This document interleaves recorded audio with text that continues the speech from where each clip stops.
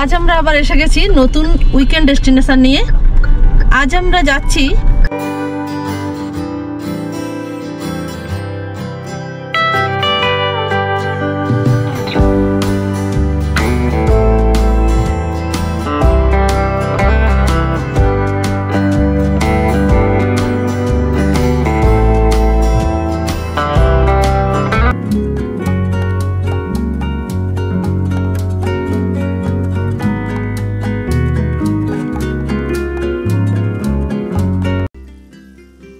মধ্যযুগের শেষ ভাগে মল্ল রাজাদের শাসনকালে নির্মিত পোড়ামাটির মন্দির দেখাবো আজ আপনাদের। এই স্থানটি একসময় মল্লদের রাজধানী হিসাবে পরিচিত ছিল। প্রাচীন বঙ্গীয় শিল্প ও সংস্কৃতির অন্যতম শ্রেষ্ঠ কেন্দ্র এই মন্দির নগরী।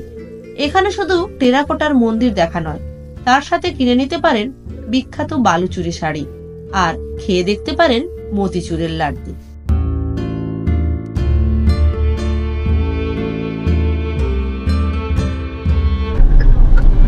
হ্যালো ফ্রেন্ডস, আজ আমরা আবার এসে গেছি নতুন উইকেন্ড ডেস্টিনেশন নিয়ে।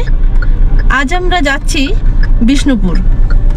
সকাল 8টার সময় বাড়ি থেকে বেরিয়েছিলাম, এখন 11টা, প্রায় পৌঁছেই গেছি।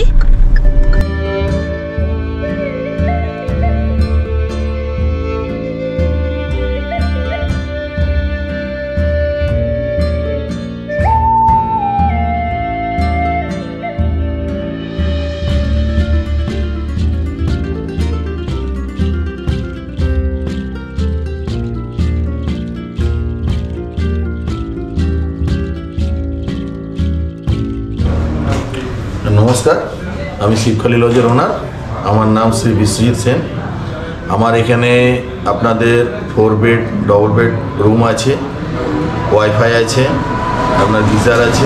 আমার নাম্বার হলো 9064226234। আমরা নিজেরা গাড়ি ড্রাইভ করে কোলাঘাট, শালবনী, চন্দ্রকোনা, গড়বেতা হয়ে বিষ্ণুপুর পৌঁছেছি। দূরত্ব 120 কিমি, সময় লাগবে 3 ঘন্টার মতো। কলকাতা থেকে সহজেই বাস ধরে বিষ্ণুপুর আসা যায়। ধর্মতলা থেকে সরাসরি সরকারি ও বেসরকারি বাস বিষ্ণুপুর পৌঁছে দেবে। ট্রেনে করে আসতে চাইলে হাওড়া থেকে পুরুলিয়া এক্সপ্রেস, শিরোমণি এক্সপ্রেস ধরে সহজেই বিষ্ণুপুর আসা যায়। এছাড়া আপনি সাঁতরাগাছি থেকে পেয়ে যাবেন আরণ্যক এক্সপ্রেস কিংবা রূপসী বাংলা এক্সপ্রেস। এখানে গলিতে গাড়ি নিয়ে ঢোকা একটু সমস্যা হতে পারে, তাই হোটেলে গাড়িটা পার্কিং করে ফ্রেশ হয়ে আমরা একটা টোটো ধরে নিয়েছিলাম। সেই টোটো দাদাই আমাদের এই গৃহিণী হোটেলের খোঁজ দিলেন। আমরা দুপুরের লাঞ্চ এখানেই সেরে নিলাম। এই হোটেলে খাওয়া দাওয়ার মানও বেশ ভালো আর হোটেলটা বেশ পরিষ্কার পরিচ্ছন্ন।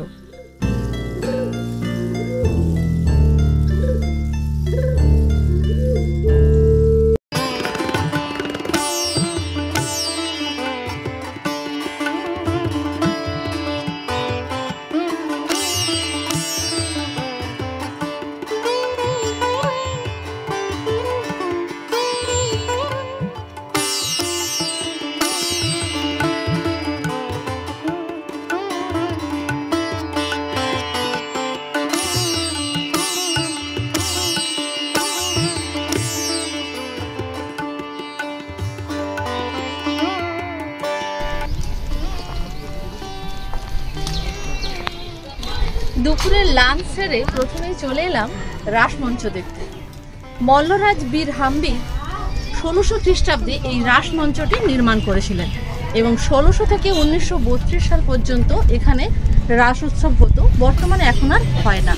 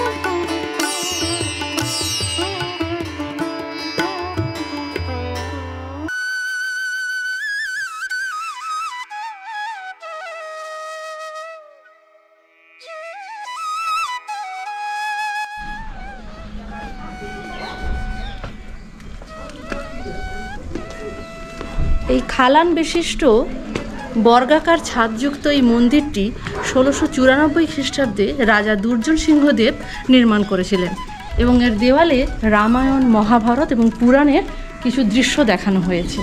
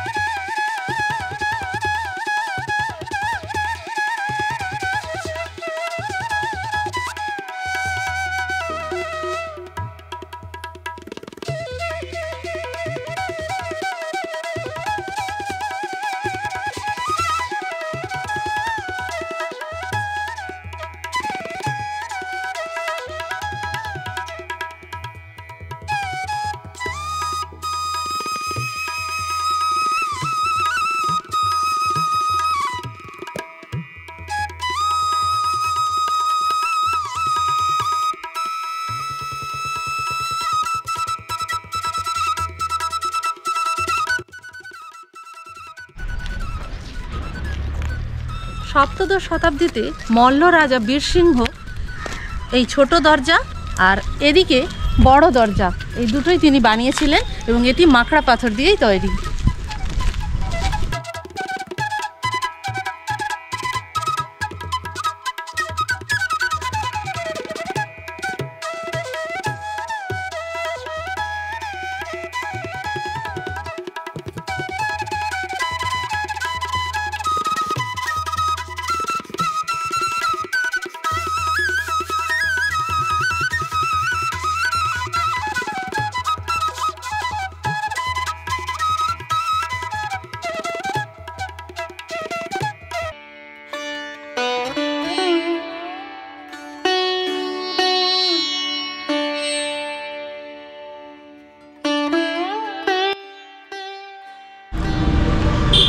বিষ্ণুপুরের প্রাচীন দুর্গের উত্তর দিকের প্রবেশপথই হলো এই বড় দরজা।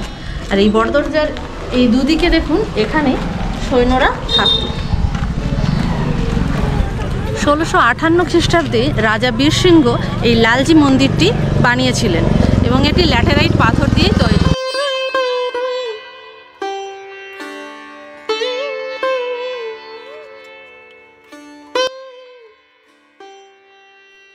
এটিই ছিল বিষ্ণুপুর রাজবাড়ি। এখন তার ধ্বংসাবশেষটুকুই পড়ে আছে।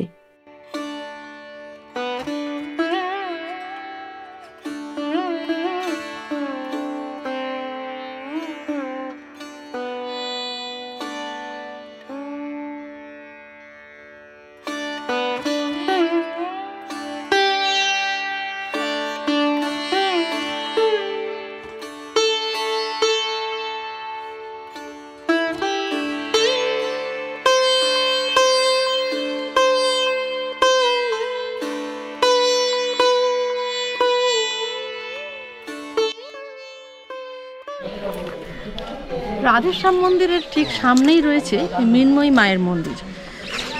৯৯৭ খ্রিস্টাব্দে মল্লরাজ জগৎমল্ল যখন তার রাজধানী এই বিষ্ণুপুরে স্থানান্তরিত করেন তখন তিনি এই দুর্গা মায়ের উদ্দেশ্যে এই মন্দিরটি তিনি বানিয়েছিলেন। এই মৃন্ময়ী মা কিন্তু দুর্গা মায়েরই একটি রূপ। এই মৃন্ময়ী মায়ের মূর্তি কিন্তু গঙ্গা মাটি দিয়েই বানানো। আর এই মন্দির বা এই পুজোই কিন্তু বাংলার প্রাচীনতম পুজো।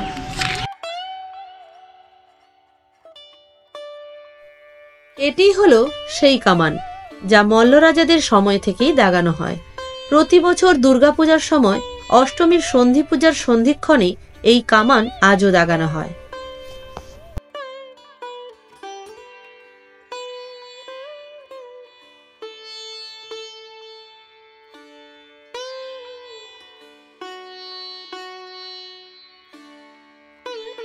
আর এই হলো সাততলা পুকুর, যেখানে একসময় রানীরা স্নান করতেন।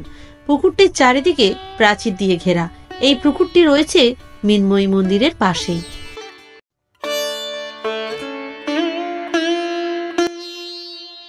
এখন আমরা আছি বিষ্ণুপুরের রাধেশ্যাম মন্দিরের কাছে। এই মন্দিরটি হচ্ছে দক্ষিণমুখী এবং মাগরা পাথর দিয়ে তৈরি। 1758 খ্রিস্টাব্দে মল্লরাজ চৈতন্য সিংহ রাধেশ্যাম মন্দিরটি নির্মাণ করেছিলেন।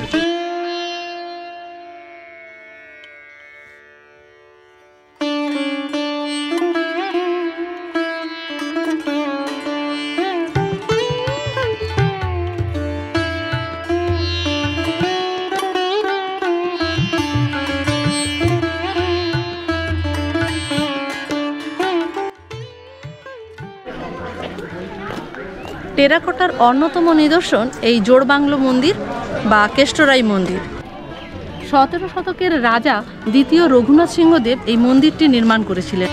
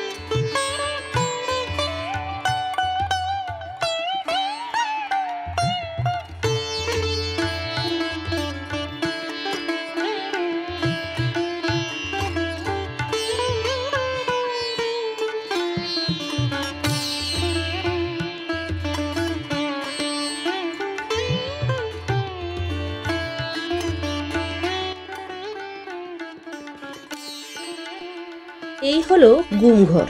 গুম শব্দের অর্থ হারানো। এই বিশাল ঘরটি ছিল নির্যাতন কক্ষ। অপরাধীদের এখানে ফেলে দেওয়া হতো আর এখানেই তাদের মৃত্যু হতো।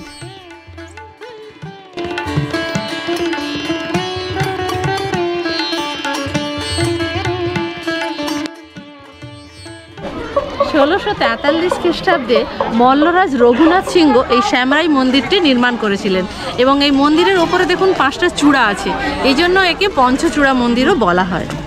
এই শ্যামরাই মন্দিরের দেওয়াল চিত্রে আপনারা দেখতে পাবেন কৃষ্ণের পৌরাণিক চরিত্রের কিছু ছবির দৃশ্য।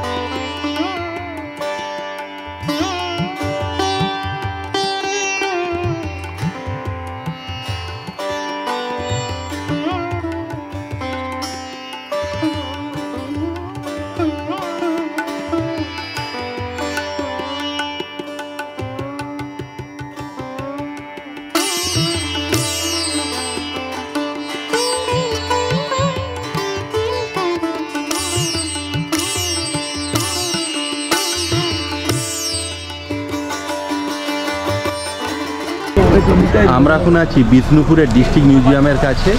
সময়ের অভাবে ভিতরে ঢুকলাম না।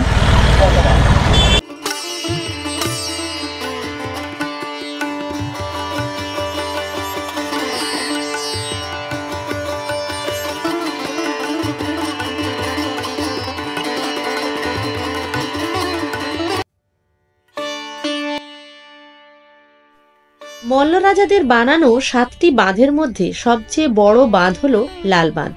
বাঁধগুলি প্রাথমিকভাবে দুর্গের নিরাপত্তা জোরদার করার পাশাপাশি রাজ্যে জলের স্থায়ী সমাধান হিসাবে তৈরি করা হয়েছিল। অনেকের মতে লালবাইকে এখানে হত্যা করা হয়েছিল বলে এর নাম লাল বাঁধ, তবে কথাটি সত্য নয়।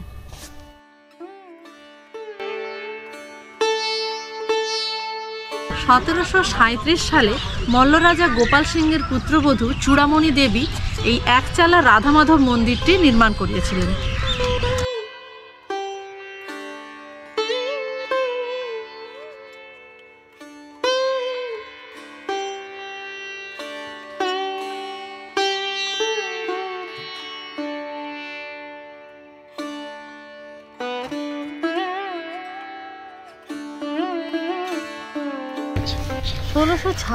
সালে মল্লরাজা রঘুনাথ সিংহ এই একচালা কালাচাঁদ মন্দিরটি নির্মাণ করেছিলেন। এই মন্দিরটিও মাকড়া পাথরেরই তৈরি।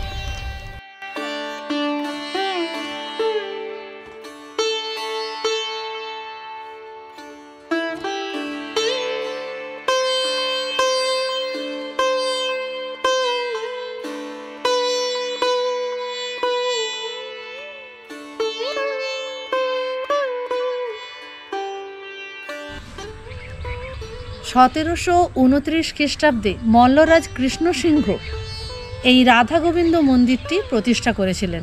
এই মন্দিরটি ল্যাটেরাইট পাথর দিয়েই নির্মিত।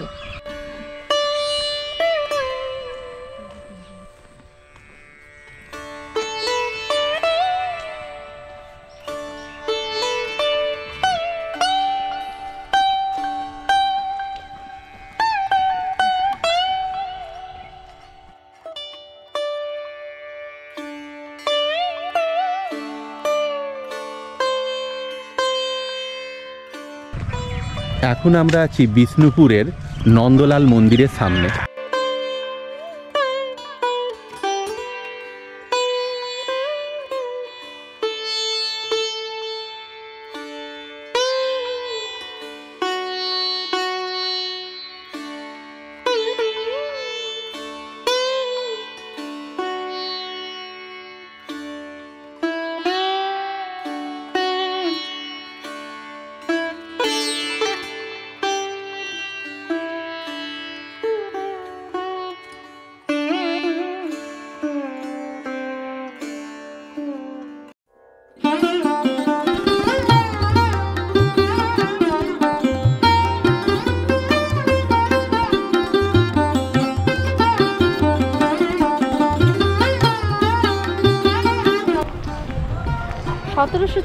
খ্রিস্টাব্দে মল্লরাজ গোপাল সিংহ এই জোড়সানির 3টি মন্দির নির্মাণ করেছিলেন। আর এই মন্দিরের গায়ে রামায়ণ এবং শ্রীকৃষ্ণ লীলার ভাস্কর্য আছে।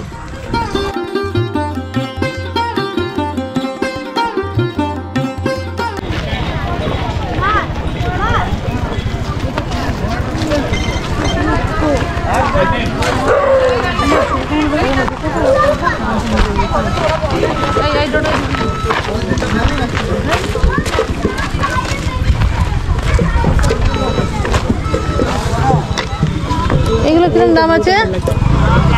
হ্যাঁ, এগুলো 100 টাকা, এগুলো 50 টাকা। আর এগুলো স্কোয়ারের মধ্যে আছে, দেখুন স্কোয়ার টাইপের, এই যে এরকম স্কোয়ার টাইপের।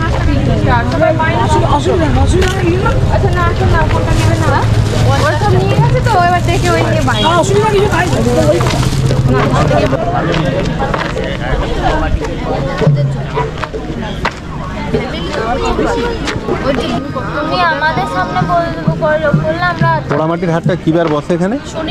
শনি রবি পোড়ামাটির হাট বসে।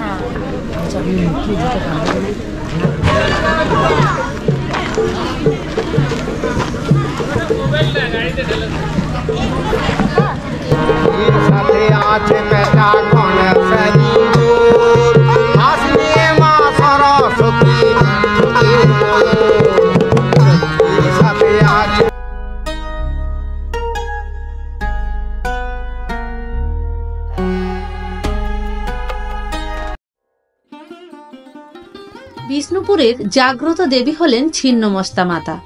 মন্দিরটি প্রায় 100 বছরের পুরনো। এখন নতুন করে সংস্কার করা হয়েছে। এই দেবীর বৈশিষ্ট্য হলো তার মাথা কাটা এবং 12টি বাহুর মধ্যে একটি বাহুতে তার মাথা পূজিত হয়। ছিন্নমস্তা মাতার মন্দিরের ঠিক পাশেই রয়েছে দলমাদল কামান। কামানটির দৈর্ঘ্য 12 ফুট 5 ইঞ্চি ও পরিধি 11 ইঞ্চি এবং গঠনগত দিক থেকে মধ্যযুগের ভারতবর্ষের শ্রেষ্ঠ কয়েকটি কামানের মধ্যে এটি অন্যতম। 1742 থেকে 1751 সালের সময়কালে মারাঠা বর্গী বাহিনী বাংলায় ক্রমাগত আক্রমণ চালিয়ে বিষ্ণুপুর সহ সমগ্র বাংলাকে মন্দার মুখে ঠেলে দিয়েছিল। তখন রাজা হতাশ হয়ে হাল ছেড়ে মদন মোহনের শরণ নিলেন। ভগবান স্বয়ং এই কামানে অগ্নিসংযোগ করে বর্গী বিতাড়ন করেন বলে স্থানীয় মানুষের বিশ্বাস, এবং এভাবেই এই মহা শক্তিশালী কামানের নাম হয় দলমাদল, অর্থাৎ শত্রু বিনাশক।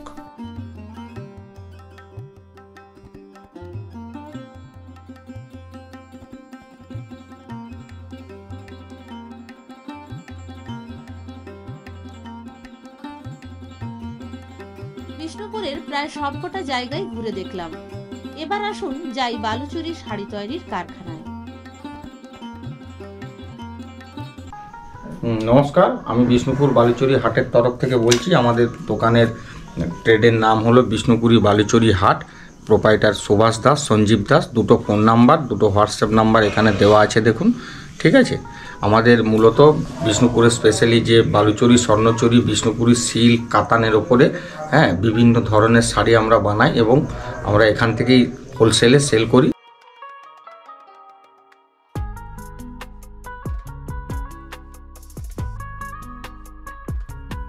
বাই দ্য ওয়ে, আমি হোস্ট অনুরাধা, আপনারা দেখছেন দ্য এক্সচেকার অফ ট্রাভেল। বিষ্ণুপুরের প্রায় 24টি জায়গা আজ আপনাদের দেখালাম।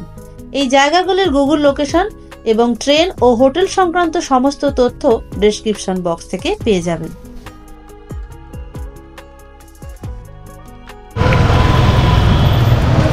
আজকে আমরা সারাদিন বিষ্ণুপুর ঘুরলাম এই দাদার টোটো করে। দাদা খুব ভালো করে গোটা বিষ্ণুপুর ঘুরিয়ে দেখেছেন আমাদেরকে, খুব ভালো লাগলো।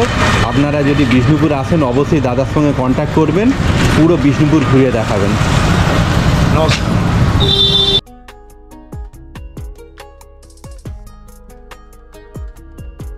বছরের যে কোনো সময় বিষ্ণুপুর আসতে পারেন, তবে বিষ্ণুপুর আসার সেরা সময় নভেম্বর থেকে মার্চ মাস। ভিডিওটি কেমন লাগলো কমেন্টে জানাবেন।